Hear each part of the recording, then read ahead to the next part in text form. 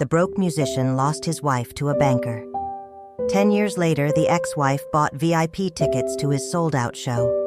He strummed the last chord, thousands roared, and then he saw her in the front row. Rowan Hart, once the guy who sang to empty bar stools and sticky floors, stood under a cathedral of lights, while 20,000 voices surged toward him like a tide. Night 2 at the Crescent Arena, phones aloft, a sea of constellations blinking to the beat he'd carved out of 10 hungry years. The band hit the final crash, the screens went white, and the stage techs cued blackout. But before darkness swallowed the room, his eyes locked on a face he hadn't seen in a decade, framed by a VIP lanyard, and the cold gleam of recognition. Jade. If you love real stories told with clarity and truth, hit subscribe, because this one doesn't fade when the house lights rise. He didn't flinch on stage. That was the first rule he learned after fame arrived late and unforgiving: never give the room your wound. He tossed a grin over his shoulder, waved his guitar overhead, drank in the ovation like oxygen. The screens cut to black. The arena sank into that delicious, thunderous dark.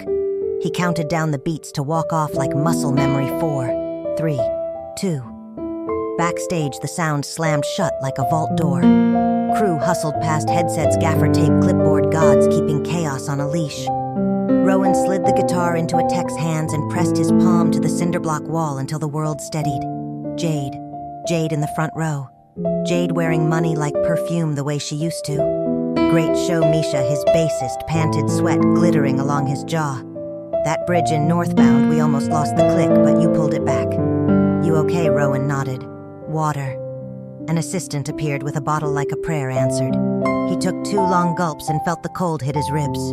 He'd learned that trick in the early days: hydrate before you speak, or the truth comes out unfiltered. The green room door swung open to a bouquet of noise congratulations, a flurry of press wristbands, the label's rep already shaping victory into a talking point. Rowan shook hands, posed for 3 quick shots, signed a set list for a teenager who couldn't stop crying. He could do this on autopilot. He had done it on nights when grief was a hand around his throat. But then Suri, his tour manager, unstoppable and unflappable, materialized with a look that meant she was rearranging his life in real time.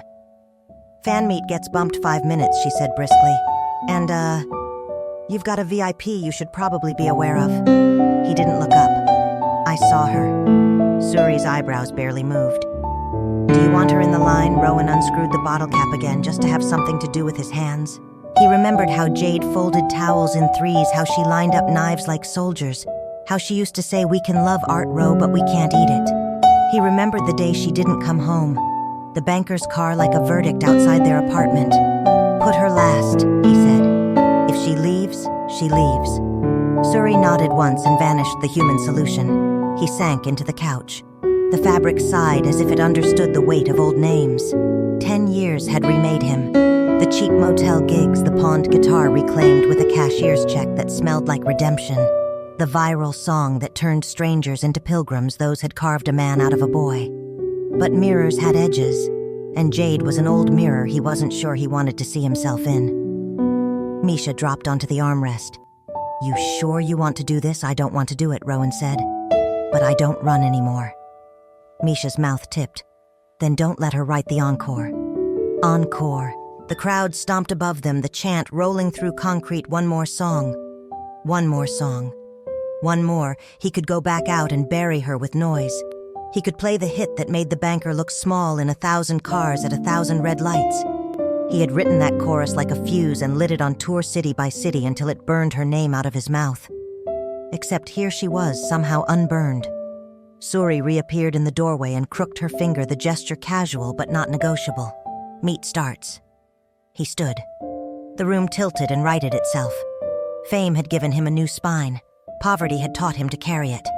The VIP suite was all soft lighting and curated gratitude, velvet ropes, chilled seltzer, a branded neon sign humming in a corner.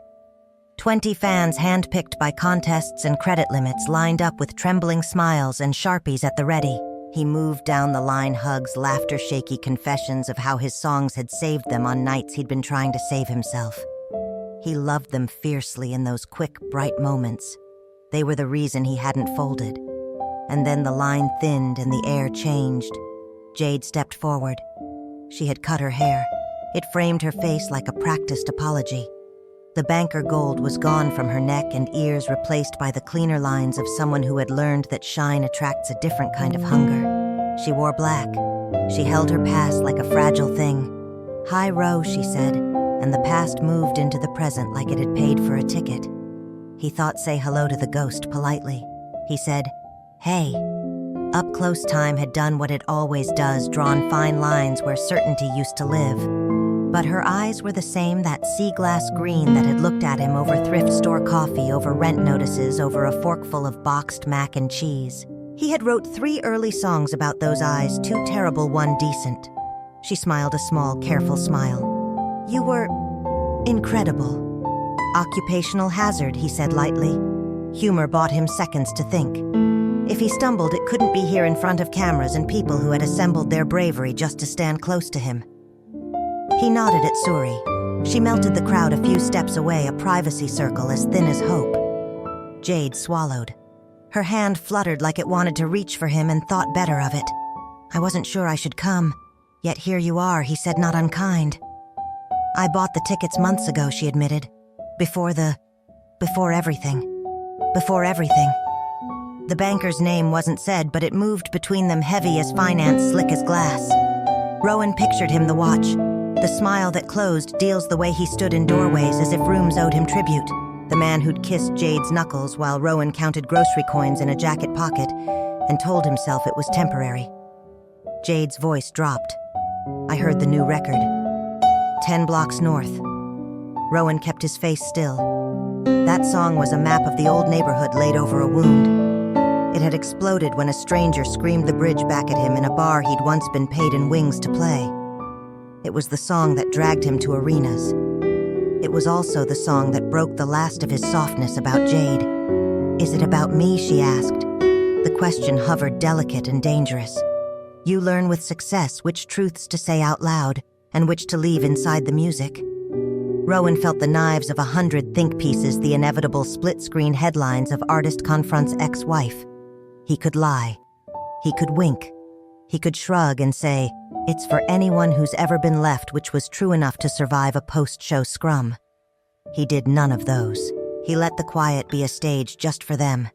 "You don't need a lyric sheet to know who it's about," he said, voice level. "You were there when I wrote the skeleton of it. You just weren't there when I finished." Her inhale shuddered. "I know." He watched her look away, then back, as if trying to reconcile the boy who busked in rain with the man whose face filled screens 3 stories high. She seemed to search for something to hand him an apology, a story, a thread that might lead them back to the small apartment where love had been loud enough to drown the landlord for one summer. "I didn't come to ruin your night," she said. "I came because I wanted to see what you built without me." Rowan let the words sit. 10 years ago, her leaving had felt like being audited by the universe. Tonight, he stood on the other side of that ledger. He half smiled, tired and real. "It's load-bearing," he said. "It doesn't fall when someone knocks." She flinched just a little. "I deserved that." He shook his head. "I'm not throwing lines. Not anymore." The room pressed in again, a camera flash at the edge of the circle. A fan whisper sobbing into a friend's shoulder, the neon humming like a distant transformer. Suri drifted closer, an orbiting satellite waiting for his cue. Jade's mouth opened, closed. "There's more, I should say, but not here." Rowan felt the encore chant vibrating faintly through the floor again, the crowd unwilling to let the night go. He had a choice to make, one that would bleed into every headline by morning, or one that would exist only in the quiet ledger he kept for himself. He looked past Jade to where the hallway yawned toward the stage, to the guitar already tuned to the band shaking out their hands. He thought of the version of himself who would have begged for a second chance for a softer edit of the story. That boy was gone. The man had songs to finish. Suri's voice slid in, professional and kind. "Rowan house lights say 90 seconds if you want to give them one more." He nodded once, then turned back to Jade. "Wait for me," she said, and the words were a decade late. He held her gaze steady. "I'll play one more," he said. "If you're still here when I get back, we'll talk." What he didn't know, what neither of them knew, was that the banker had already rewritten her ending, and the envelope in her bag was heavier than regret.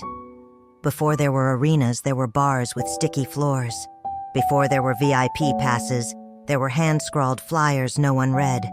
And before Jade sat in the front row of a sold-out show, she had once stood behind Rowan with her hands on his shoulders, whispering, "I believe in you." At least she used to. Rowan had always been the dreamer. Guitar case in one hand, notebook full of half-rhymes in the other, chasing songs down alleys like they were lottery tickets. He believed music could save him, save them, save everything. Jade believed too at first. She was 19 when she met him at an open mic night where his voice cracked on the high notes, but his eyes blazed like he'd swallowed fire. She called him reckless, then kissed him anyway. By 22, they were married. By 25, they were already fighting about rent. Rowan picked up side jobs, dishwasher, warehouse runner, even walking dogs for a high-rise full of people who smelled like money. He'd come home with his hands blistered and his throat-sore guitar still slung over his shoulder. Jade would patch his hands, cook boxed pasta, and whisper, "It won't always be like this." But years stretched. Dreams cost more than they paid. Bills began to scream louder than music. Rowan would play to a half-empty pub, earn $30 and a free beer, and come home to Jade balancing overdue notices like a card tower. "Ro," she said one night, slamming the electric bill on the counter, "we can't keep living like this." "I've got a gig Friday," he said, fumbling for optimism. "New crowd, new place. If it goes well," her laugh was brittle. "If it goes well, you said that last week. And the week before." His throat burned. "You used to believe in me. I used to believe we'd eat something other than ramen by now." She snapped, then covered her face with both hands. "I can't do this forever. Love doesn't pay rent." The words landed like broken glass. He wanted to shout back to tell her love did pay, just not in dollars. But he only grabbed his guitar as if it could shield him. The arguments multiplied like mold.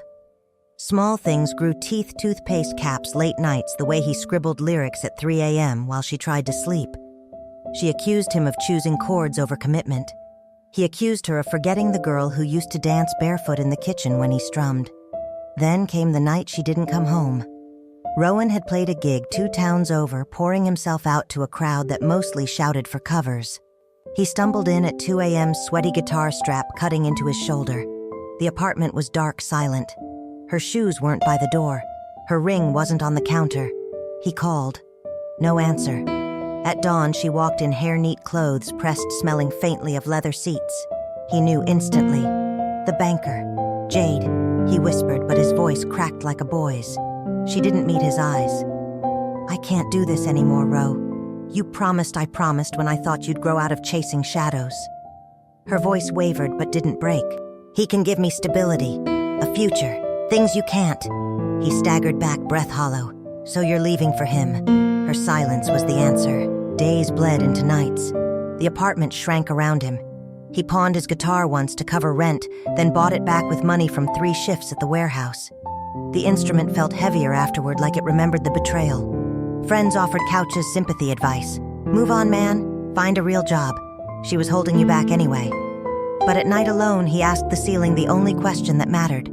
Would anyone ever hear me? One winter evening, he walked past a dive bar called The Lantern. A handwritten sign taped to the door read, "Auditions Thursday. Originals welcome." He almost kept walking. His breath fogged in the cold, his fingers numb in his threadbare gloves. But something in his chest, the part Jade hadn't taken, pulled him inside. The room smelled like beer and ash. 3 people sat at a folding table, bored. He sang one song, raw and jagged, a half-finished piece about doors slamming and silence breaking. When he finished, no one clapped. One of the men just scribbled something on a clipboard. Rowan walked out into the cold, convinced it was another dead end. What he didn't know was that someone had recorded 30 seconds on their phone. By morning, that clip would light a fuse he never expected. The morning after Jade left, Rowan woke to silence so thick it felt like insulation. No hum of her hairdryer, no clink of her coffee mug against the sink, just an empty apartment and the creak of his own breathing. He sat on the edge of the mattress, staring at the pale square on the nightstand where her picture frame had stood. The sheets smelled faintly of her shampoo. He wanted to scream, to smash the guitar against the wall, to burn the room until nothing of her lingered. Instead, he just sat hollow like a man left behind in his own life. Work became a blur. At the warehouse, boxes stacked higher than his hopes. At the bar, he still played sets, but with eyes glazed, voice ragged, lyrics slurring. The owner cut his slots in half. "You sound drunk even when you're not," the man muttered. Rowan didn't argue.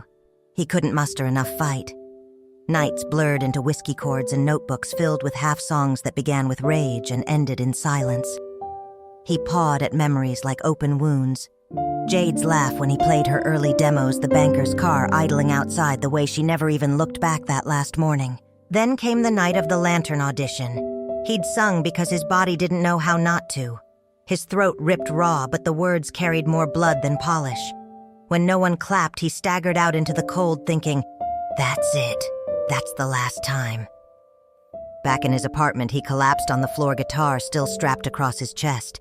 He stared at the ceiling and whispered, "I'm done." But the world had other plans. The clip went live before dawn. Just 30 seconds of grainy footage, Rowan head-bowed, voice cracking as he sang, "Love doesn't pay rent, but it costs everything." The girl who posted it tagged it with a single line, "This broke me." By sunrise, 1,000 people had shared it. By noon, it was 10,000.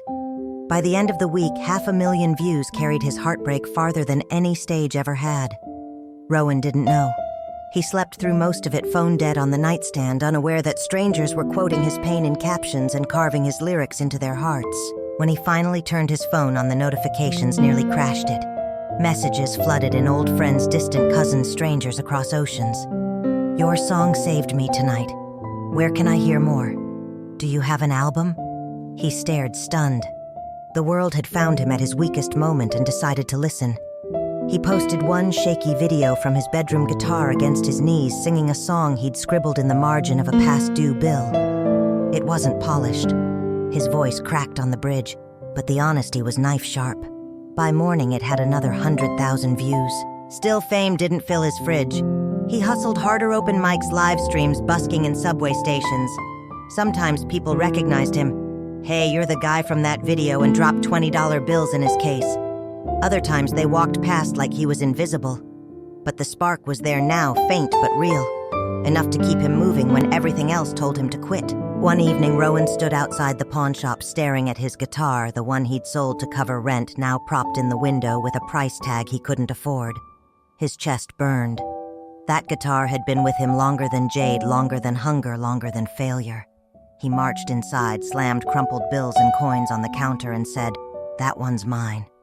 The clerk squinted. "Not anymore, it ain't." Rowan's voice shook. "Please, just let me buy her back." After an eternity, the man shrugged and slid it across. "You've got 48 hours. Bring the rest or it goes back in the window." Rowan left with the guitar slung over his back, lighter by half a paycheck but heavier with resolve. That night he wrote until dawn. Not for Jade, not for the banker, for himself. He uploaded a new song, Northbound, named after the train line he used to ride to gigs no one attended. It was about moving forward even when the past clawed at your heels. When he woke the next morning, it was on fire, retweeted by influencers, stitched into strangers' reels, shouted in comments like a chorus. Rowan sat there in disbelief as his subscriber count ticked upward in real time. His heartbreak had finally found an audience big enough to hear it. But even as hope flickered, the loneliness stayed. Crowds online couldn't fill the empty space in his bed. Likes couldn't kiss you goodnight. Applause couldn't erase the sound of Jade's last words. "He can give me things you can't." Rowan picked up his guitar and whispered to the empty room, "Maybe you're right. But I can give the world something he never could." And for the first time in months, his hands stopped shaking. The first time Rowan heard his own voice blasting from a stranger's car radio, he almost dropped the grocery bag he was carrying. It was late summer. He'd been scraping by on fan donations, busking, and a few lucky cafe gigs. Walking down the street, he caught a familiar line bleeding from rolled-down windows. "Love doesn't pay rent, but it costs everything." Two girls inside the car were singing along, loud, messy, joyful. They didn't notice him standing there with milk sweating through the paper bag. Rowan froze on the sidewalk, heart hammering. His words had escaped him, slipped into the bloodstream of the world. He whispered to no one, "They know me." The momentum didn't stop. The viral clip got scooped up by a small indie label desperate for a breakout. They offered him a one-record deal, cheap but real. Enough to get into a studio, enough to put something physical in people's hands.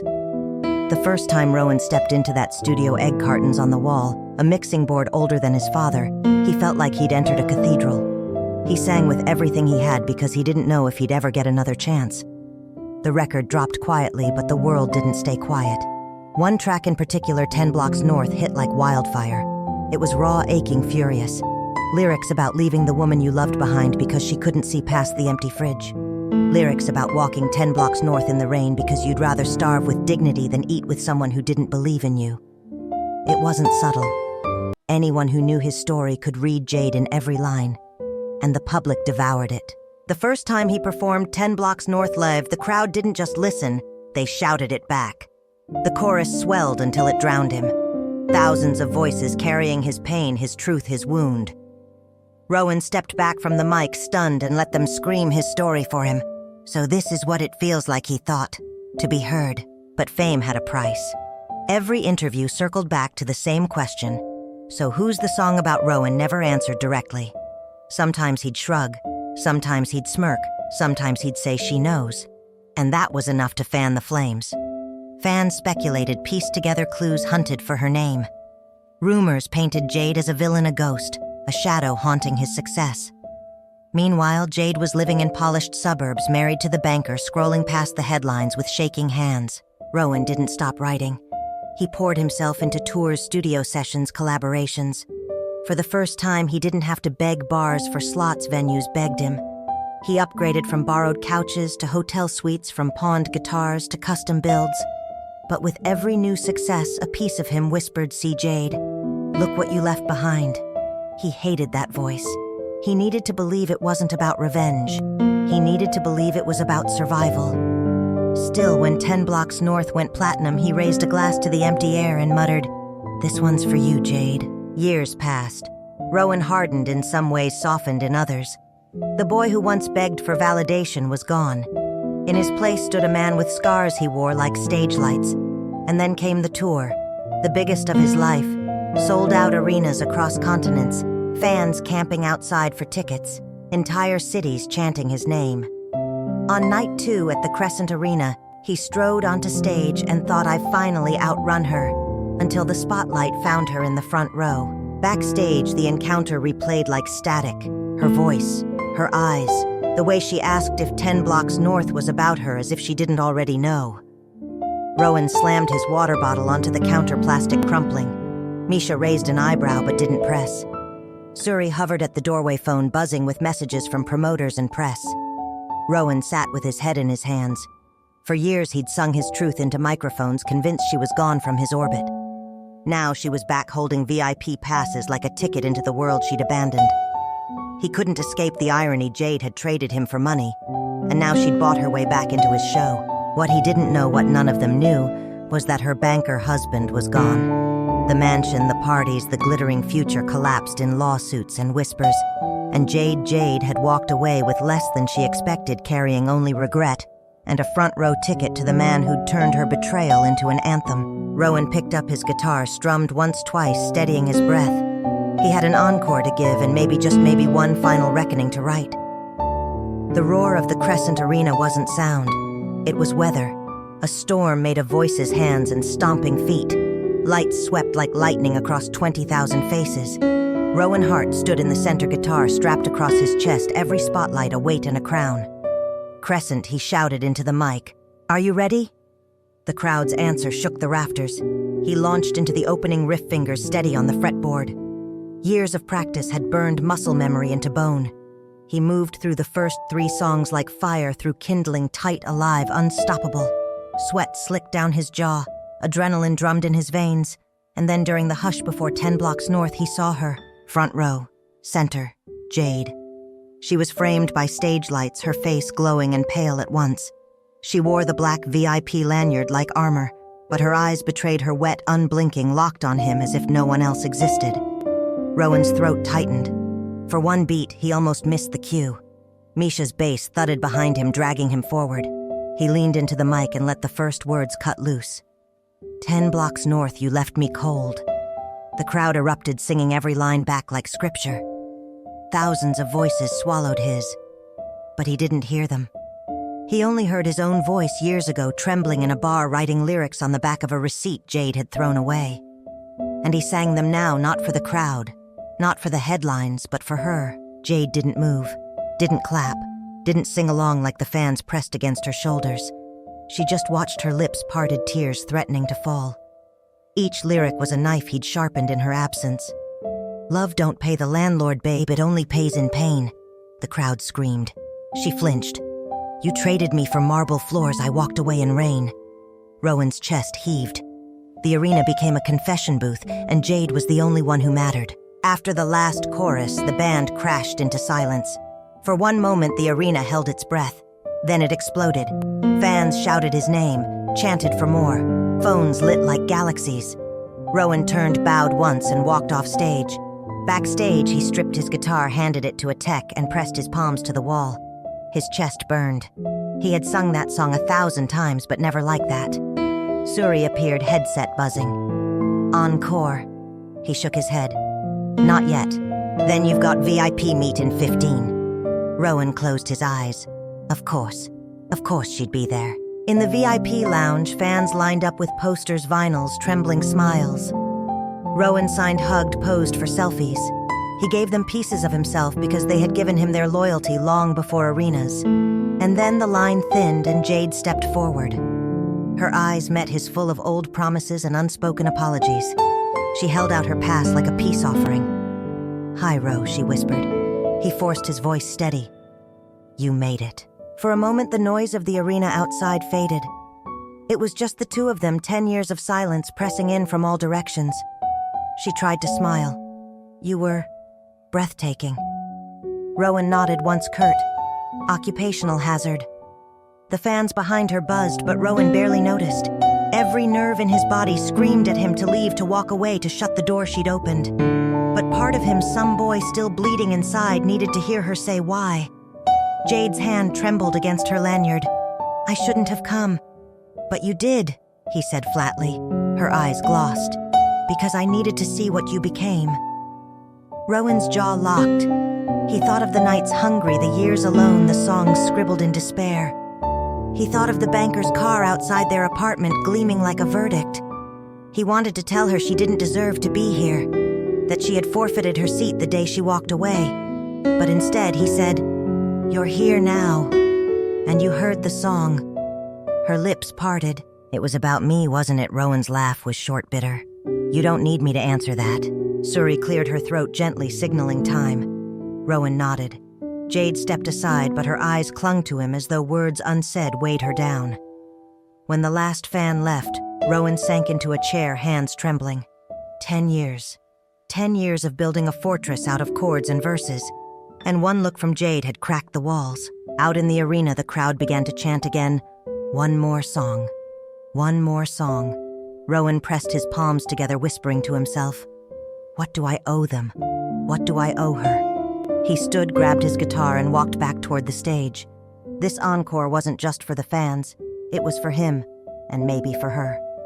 The encore thunder still echoed through the walls when Rowan slipped back into the green room. Sweat clung to his shirt. His fingers stung from steel strings, but the adrenaline had already soured into something heavier. She was waiting. Jade sat in the corner chair, legs crossed, clutching her VIP pass like a lifeline. The other fans were gone, the crew busy packing cases, but she hadn't moved. 10 years gone, and she still had the power to make the room feel too small. Rowan leaned against the doorframe. "You stayed." Her smile was weak. "You told me to." He crossed to the counter, grabbed a towel, and dragged it over his face. "So you saw it. You heard it." "You got what you came for!" Her voice cracked. "That's not why I came." Rowan's laugh was bitter. "Of course it was. To see if I'd write you into history. Congratulations, Jade, you're immortalized in 3 platinum records." She flinched. "Do you hate me that much?" "No." He tossed the towel aside. "Hate takes energy. You took all of that when you left." Silence pressed between them. The hum of distant amps was the only sound. Finally, Jade spoke, her words spilling too fast. "The marriage, it wasn't what I thought. He promised me stability, promised me safety. Instead, I spent a decade standing beside a man who measured love in spreadsheets. The mansion was cold, the dinners colder. and when his empire collapsed, he left me with lawyers and debts and nothing that mattered. Rowan stared at her unmoved. So now you've circled back, to see if the man you threw away still has a heart left to give. Her eyes brimmed. I came because I regret it, Rowan. Every day. I see your face on billboards, hear your songs on the radio, and I remember the boy who believed in music more than oxygen. I left him for comfort, and I've been choking on that choice ever since. Rowan's hands curled on the counter. And what, you think you can just walk back in? After 10 years after trading me for him. Her whisper was fragile. I didn't come to steal anything back. I just needed to know if you ever loved me enough to still care. Rowan's chest burned. He thought of the nights alone, the cold rooms, the empty wallets, the scribbled lyrics stained with tears. He thought of the roar of the crowd chanting his words she had inspired by leaving. Yes, he said, finally, voice raw. I loved you enough to break. I loved you enough to bleed onto every page. And the world cared because I turned that pain into music. But don't mistake that for forgiveness. Jade's tears finally fell. I know I don't deserve it. But sitting in that front row tonight hearing you sing, I realized you became everything I used to believe you could be. I left before the miracle, and I'll never stop regretting that. Rowan swallowed hard, his throat tight. Part of him still ached for her, the part that remembered her laugh, her dancing barefoot in their kitchen, her whisper of, I believe in you when no one else did. But the rest of him knew she had left when he was lowest, when belief mattered most. Regret doesn't buy back years, he said coldly. She nodded, shoulders shaking. I'm not asking for years, just one chance, to see if there's anything left. The words hung in the air like a verdict waiting to be read. Rowan's jaw clenched. One chance, you had thousands. Every night I walked through that door empty-handed, but still trying, still dreaming you had a chance. And you chose him. Her sob was sharp. I chose wrong. Yeah, Rowan said softly, almost to himself. You did. The door cracked open. Misha poked his head and eyes flicking between them. We've got press waiting, Ro. You coming? Rowan didn't look away from Jade. Yeah, give me a minute. When the door shut, Jade rose slowly, her body trembling. If you never want to see me again, I'll go. I'll disappear. But just tell me before I leave, was 10 blocks north really about me? Rowan's eyes burned. He stepped closer until they were inches apart. Every word. She closed her eyes, tears slipping free, and whispered, then at least I mattered. Rowan stepped back, guitar calluses aching. You mattered, just not enough to stay. Jade pressed a hand to her mouth, sobbing quietly. She picked up her bag, slung it over her shoulder, and walked toward the door. Before she left, she turned once more. I'll always love you, Rowan, even if it's too late. The door clicked shut behind her. Rowan sank into the chair, burying his face in his hands. His chest felt torn open as if the concert had been for her alone. Outside, the crowd was still buzzing, fans still chanting his name, the city still lit with his posters. He had everything he'd once begged the world for. But in that quiet room with Jade's ghost still lingering, he realized fame couldn't shield him from the oldest wound. The night should have ended with champagne. The label had booked a rooftop celebration overlooking the city skyline industry, hands ready to toast him, journalists ready to spin headlines, fans still flooding social media with shaky videos of his encore. But Rowan didn't go. He sat in the back of the tour bus, city lights flickering past the tinted windows, guitar balanced on his knees. The crew gave him space. They'd learned that when Rowan disappeared into silence, no one could drag him out until he was ready. But his silence wasn't empty tonight. It was full of her. Jade's face, Jade's voice, Jade's words. Just one chance. They looped in his mind until the strings under his fingers felt like wires cutting into his skin. He wanted to hate her. God, he tried. She had walked out when he had nothing. She had chosen marble floors over milk crates, a banker over a broke musician with a head full of songs. But then he remembered the girl before all that, the one who danced barefoot in the kitchen, who scribbled lyric ideas in the margins of his notebooks, who kissed him under a flickering street lamp and said, I believe in you. He remembered her laugh, her warmth, her belief until it broke. And now she was back, not asking for forgiveness, not begging for money, but pleading for one chance. The bus pulled up to the hotel. Rowan stepped off, head down, hoodie up, avoiding the fans clustered outside. He made it to his room, locked the door, and collapsed onto the bed. Sleep wouldn't come. Memories clawed at him. Jade leaving. Jade crying backstage. Jade whispering, "I'll always love you even if it's too late." Rowan pressed his palms to his eyes until stars flared behind his lids. He muttered, "Why now? Why her? Why after everything?" The next evening, Jade showed up again. Not at the arena, not backstage outside his hotel waiting by the entrance. Security moved to block her, but Rowan's voice cut sharp. "Let her through." She stepped forward, clutching a worn envelope. Her eyes were red, her hands trembling. "I wasn't sure you'd see me," she said softly. "I shouldn't," Rowan replied. "But here you are." She pressed the envelope into his hand. "These are the divorce papers. I signed them last week. He's gone, Rowan. All of it, the house, the money, the promises. Gone." Rowan looked at the papers but didn't open them. "And you think that makes us even?" "No." Her voice cracked. "Nothing makes us even. I left when you needed me most. I can't take that back.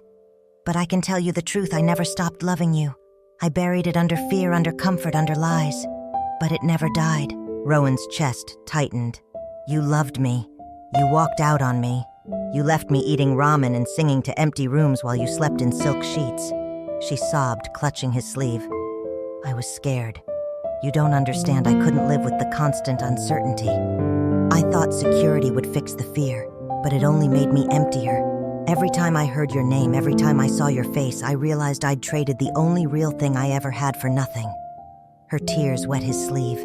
His instinct screamed to pull her into his arms to comfort her like he used to. But another voice roared louder. "She chose him. She left you bleeding." He pried her hand off gently. "Jade, love isn't supposed to vanish when things get hard. You didn't just doubt me, you abandoned me. And I built everything you see without you. That stage, those songs, they exist because you left." She whispered, broken. "Then let me be part of what you built now. Please." Rowan closed his eyes. In his mind, he saw the boy he used to be begging for her to stay. But that boy was gone. He opened his eyes, steady. "You had a choice. 10 years ago, you chose him. That can't be undone." Her face crumpled. "So this is it?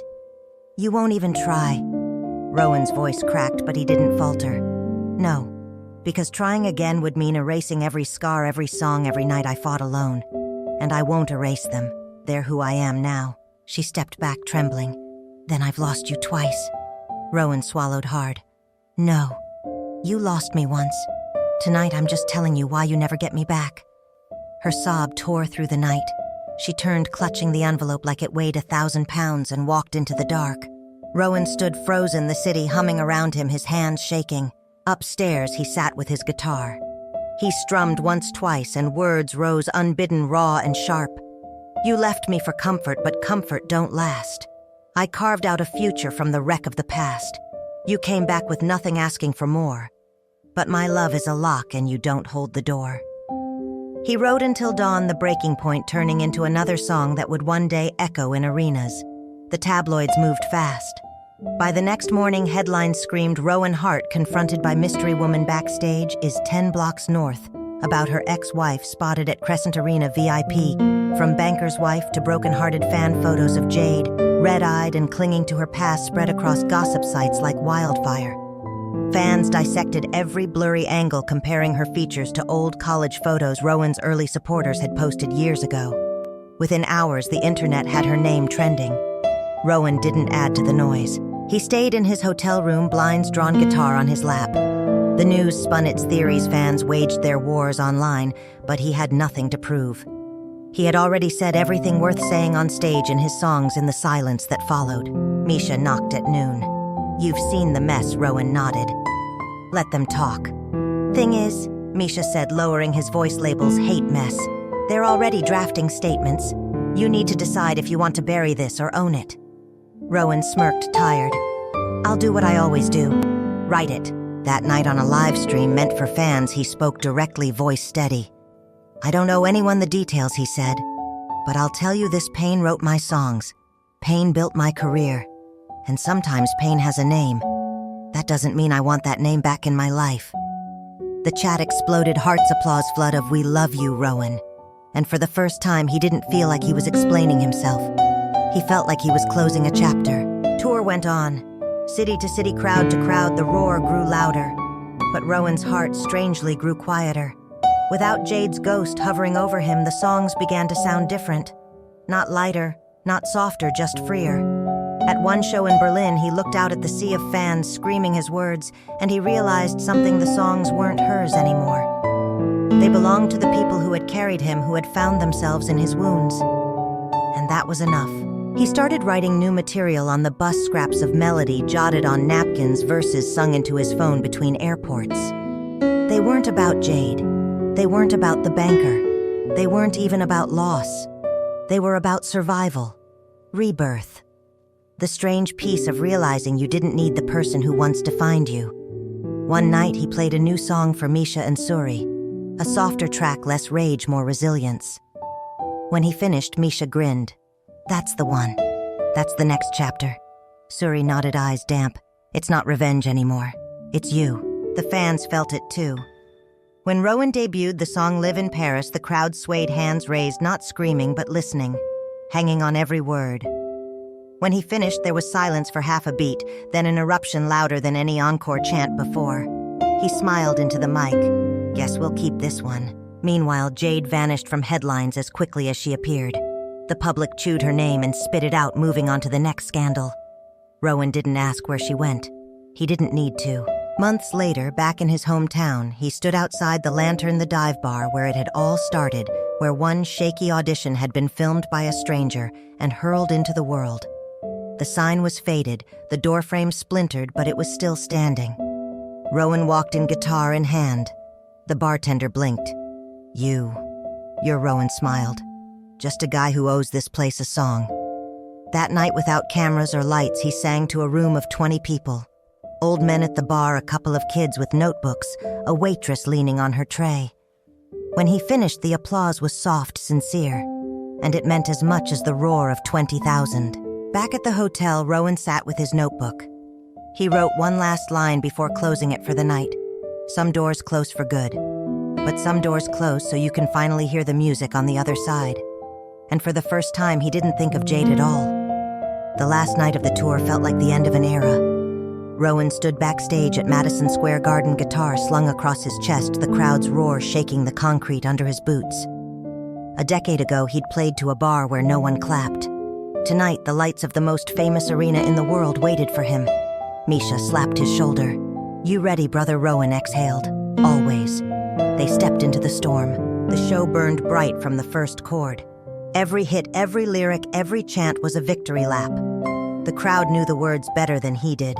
They shouted them back like testimony, thousands of voices lifting the songs that had once been born in silence and despair. And then it was time for the encore. Rowan stepped to the mic, sweat dripping, chest heaving. He raised his hand and the arena hushed like 20,000 people leaning in to hear a secret. "This tour has been about survival," he said, "about turning pain into something worth singing. And tonight I want to leave you with a song that isn't about loss. It's about what comes after." He strummed the first chords of his new track, soft, steady, unbroken. The lyrics weren't about Jade or the banker or even revenge. They were about the quiet joy of standing, of breathing, of finding yourself whole after being shattered. The crowd swayed, listening. Then the chorus hit, and they joined in, voices rising until the roof vibrated. Rowan smiled wide, real, unburdened. For the first time, he wasn't singing to prove anything. He was just singing. Backstage, after the roar faded and the lights dimmed, Rowan collapsed onto the couch, exhausted but lighter than he'd felt in years. Suri handed him a towel. "That was the cleanest ending I've ever seen." Misha grinned. No ghosts left in the room. Rowan chuckled. "Yeah, just music." Later that night, he found himself on the empty stage again, long after the crowd had gone. The floor was littered with confetti, the air still buzzing with phantom echoes. He sat cross-legged, guitar resting against him, and let his fingers wander. A quiet melody rose, half lullaby, half farewell. He thought of Jade just once. Not with bitterness, not with longing, just a memory like a faded photograph tucked into a drawer you don't open often. She had left. She had returned, and he had chosen to close the door. Now his life belonged to him again, to the fans who believed, to the music that never abandoned him. He whispered to the empty arena, "Thank you." Months later, a new album dropped. The lead single wasn't about heartbreak. It wasn't about betrayal. It was about hope, about the way broken things shine when light finally finds them. Critics called it his most mature work. Fans called it healing. Rowan just called it the truth. At a small cafe in his hometown, he played an unannounced set one night, just him and an acoustic guitar. No cameras, no lights. A couple dozen people sipping coffee, startled when he sat down to play. After the last song, a little girl tugged his sleeve and said shyly, "Your songs make me feel brave." Rowan smiled, heartful. "That's the best thing anyone's ever told me." The world would remember him as the man who turned heartbreak into anthems. But Rowan would remember himself as the man who kept playing when no one listened, who found strength in silence, and who learned that love isn't proven by who stays or who leaves, only by what you build from the ashes. And on nights when the lights dimmed and the crowd's echoes faded, he still played, alone in the quiet, for himself.